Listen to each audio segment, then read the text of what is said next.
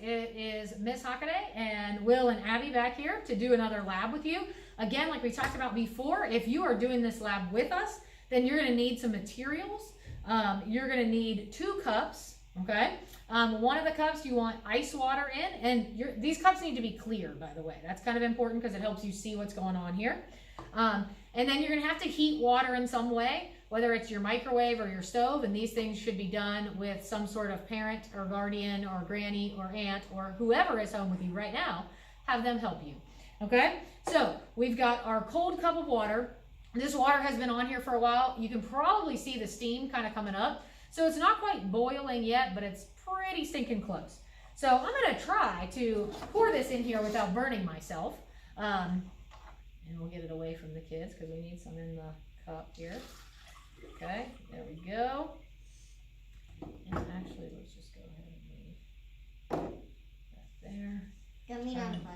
At this point, you can turn anything off if you have it on, right? We want to keep everybody safe.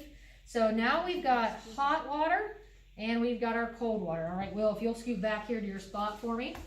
Okay, now we've been talking about molecules and how molecules move differently depending on the heat that is present or not present in those liquids. So here we've got the hot water, here we've got the cold water, okay?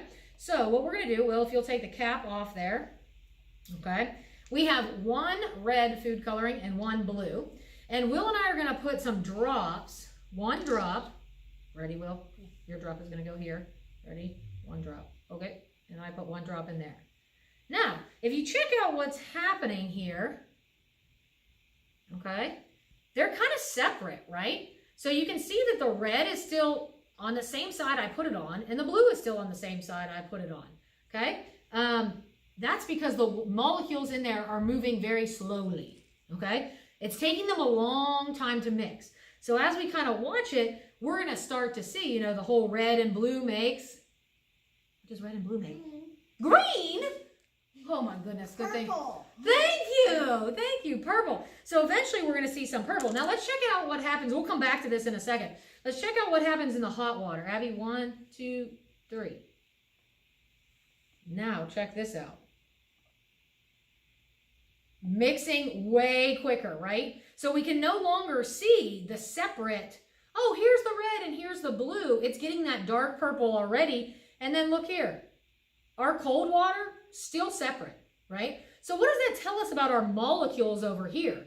Well, it tells us that our molecules are moving way faster in the hot water because they're instantly already starting to mix because those molecules are, we didn't mix anything here, right? And then again, our cold water, molecules are moving very slow. So it is still not even mixed up. There's still a separate red and blue side. So it's kind of a good visual description when we keep saying to you, the molecules are moving faster.